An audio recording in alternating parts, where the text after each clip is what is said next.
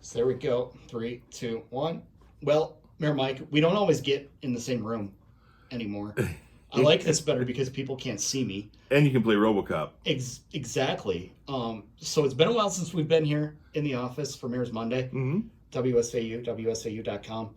Uh, what is the coolest thing in this office right now that has been added? I mean, I've got a very sophisticated picture of Mayor Wiza with the red phone over there. I've got the special gavel back here. We've got RoboCop. You know what? We're even going to show RoboCop. There you go. We're gonna show RoboCop. What is the coolest thing now in this office? You know, I got to tell you, Michael, this office is so cool. It's like a breeze of its own. There's one thing I can pick. We've got a replica scale model of the SpaceX Dragon X module, along with all of the mission patches. We've got our signed John Cleese, Minister of Silly Walks, Creative Crosswalk sign. We've got the gavel that was made out of motorcycle pistons and chains by the fine gentleman at Wilshire Trailer for me, weighing over 5 pounds.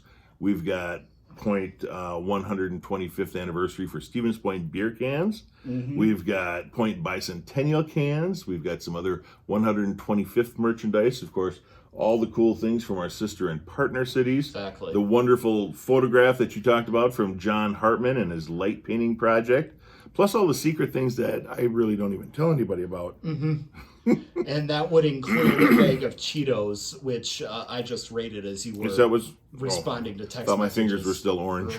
Earlier. Yep. No, I rated the Cheetos bag while you were Is that what it was? texting earlier.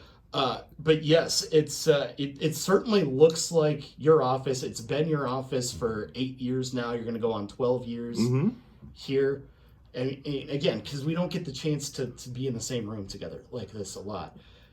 Have you kind of taken inventory at a certain point ever of what you've accomplished so far in 8 years, and now that you're going on a third term here in office, and how much better, or at least a better place that the city may be in now, or maybe not so better, things that you'd like to accomplish yet here over the next few years? I started with a list several years ago, but I've lost track. It's one of those things where you got so much going on that you forget to go and check that box or write that thing down. But, boy, I can tell you 8 years ago, we didn't have a radio station.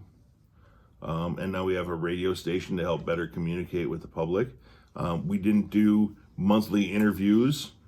We do those now. I do monthly interviews with many of the media sources to try and make sure that the public has the ability to know what's going on. We have ways that you can sign up on our website to get push notifications.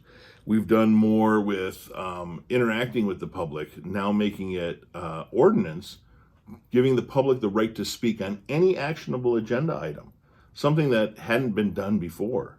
Very early on, we made all of our department heads hires rather than appointees.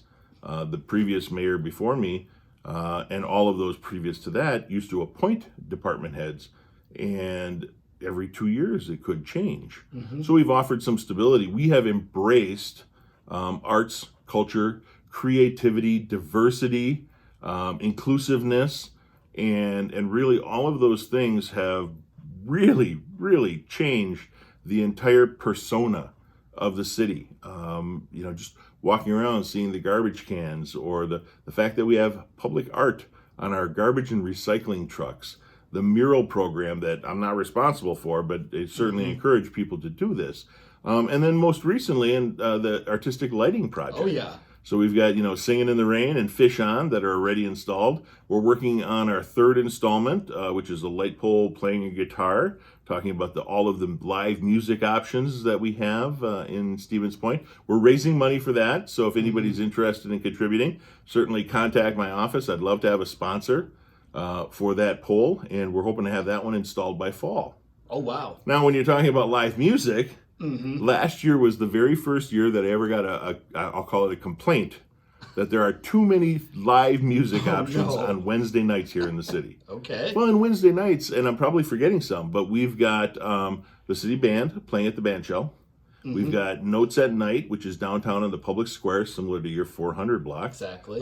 Goose on Main has live music on their patio. PJ's Restaurant up at Century World has live music on their patio. And like I said, I'm sure I'm missing some other ones, but that's a lot of options for one night. We've even got more now. The Annex, which is part of the Opera House project, now has live music on Fridays and open mic on Mondays.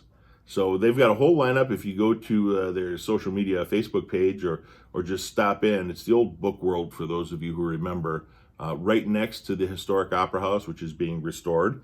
Speaking of that, that one's hoping to be open by the end of the year, maybe early 2024, and be a wonderful event space. I'm sure there'll be some live music options there. We've got the Guild downtown, which is the old Ideal Custom Framing Gifts, with the Daisy Lounge upstairs and a wonderful bookstore downstairs, along with a floral arranger and custom stationery and all sorts of cool things. If you haven't been downtown Stevens Point in a while, you need to really take some time and come and visit us.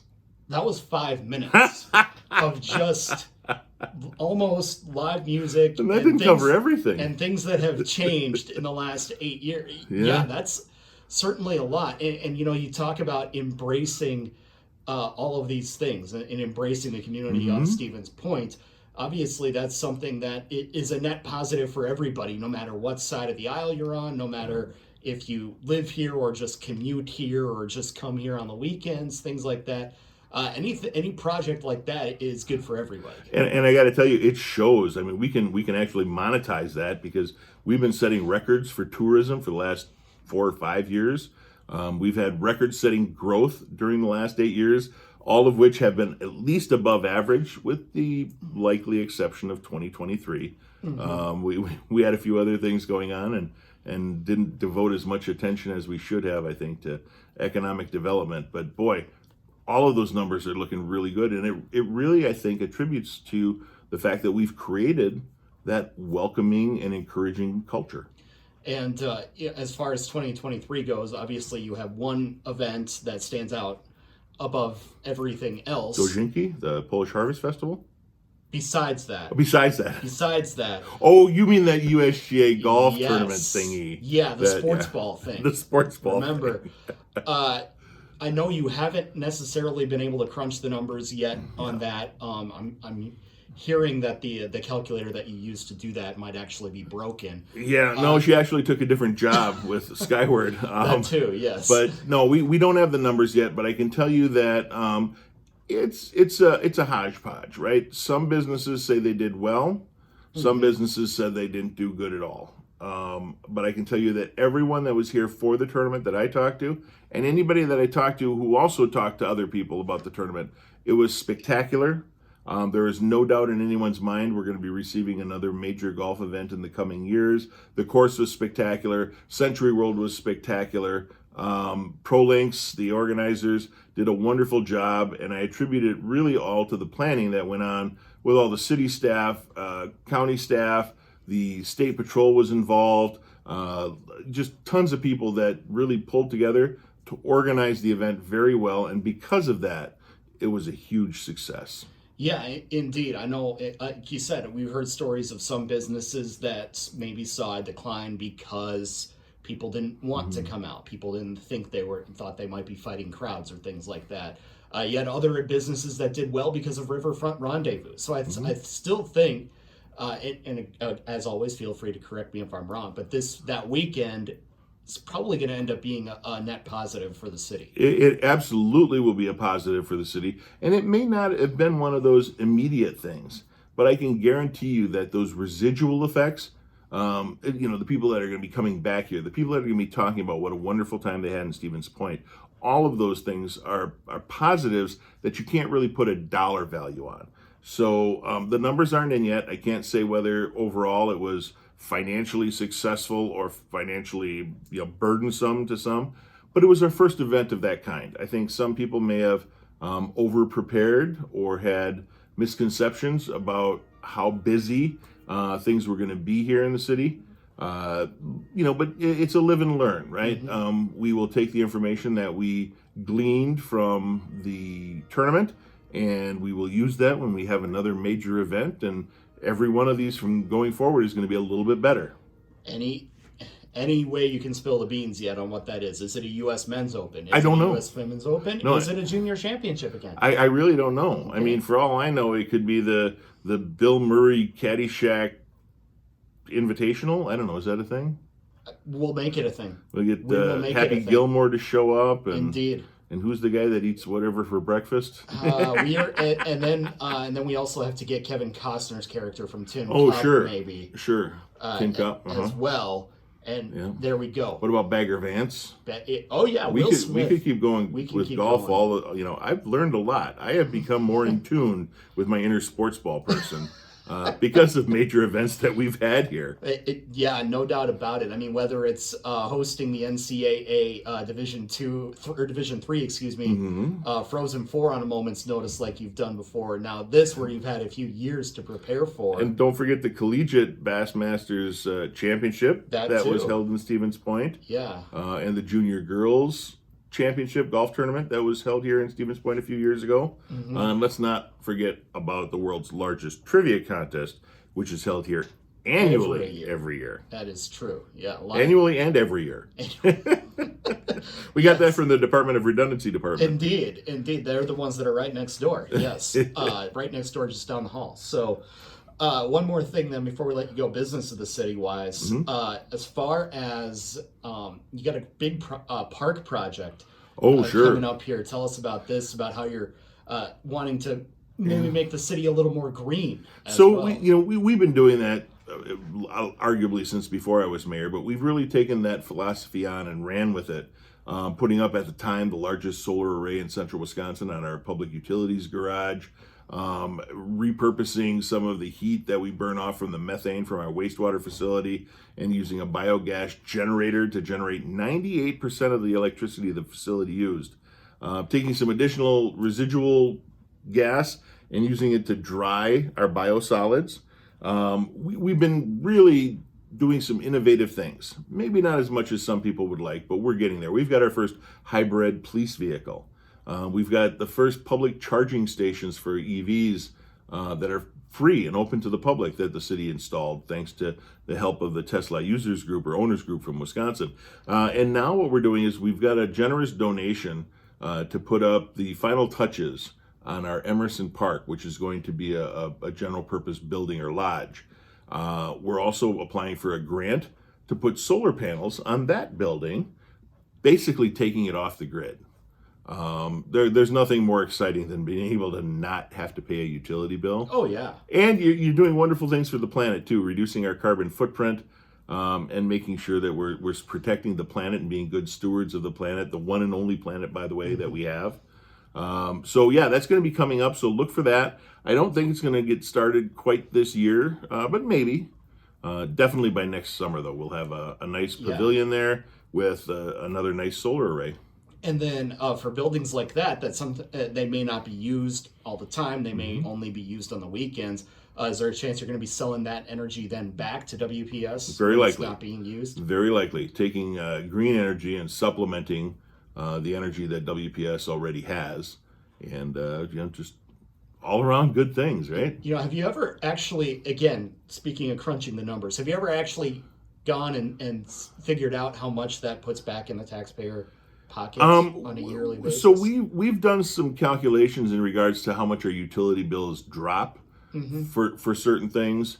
But like plugging in a meter to measure exact kilowatt hours, no, we haven't done that. We think of it as more of a priority that we're making some steps and not really bragging about how big a steps we're taking. Sure. Just knowing that every single step we do helps. And then, again, when can people maybe see this online in Emerson Park? Well, so you can see the concept online right now. If you search for the Emerson Park Master Plan on our city website at stevenspoint.com, you'll see basically what it looks like. However, the solar panels aren't on the roof of that building. So you'll have to imagine that. Sure. Use your imagination and think of those awesome solar panels being on the roof and generating all the electricity we need and maybe selling some back to the grid, making your tax dollar go a little bit further. Any chance then that you'll be able to, say, grow some hops under those solar panels and then sell Probably those not hops? in a park, Michael. Okay. Yeah. Yeah, it's a thought. It could be. I mean, yeah, in and of itself, they're probably not too bad. But no, we've talked about that when they put up some big ground level solar arrays on solar farms, that you utilize the ground underneath it for whatever reason, whether it's growing hops or any other type of crop, or maybe you mentioned pollinator habitat. All of those things are great. And as soon as we have one of those ground based solar farms, we'll probably look at that. But in the meantime, know that your city's doing its part to make sure that we stay green and clean, and we're making it easier for citizens to do the same. We're part of a Soul Smart program. We basically have a list of check boxes if you want to install solar on your residential or commercial facility in Stevens Point. It's super easy to do, and you're generally going to get a really good price for that solar installation, because we partnered with Northwind Solar for a number of years to try and make sure we have the best deal we can get for our citizens in regards to solar installations. Tell you what, you know what? You've convinced me. I'm going to sell the house in Wausau. I'm going to move here. There you go. You know what we could do is buy an electric motorhome, put solar panels on the roof, and we'd never have to stop. We could just drive forever. Why not? We'll get right on that. I'm sure Elon Musk has some great ways to make that he happen. sends his stuff up in space. What are we going to do there? or just ruins Twitter. But that's just me. We always appreciate the time there, Mike. Look forward to chatting again next month. Absolutely. See ya.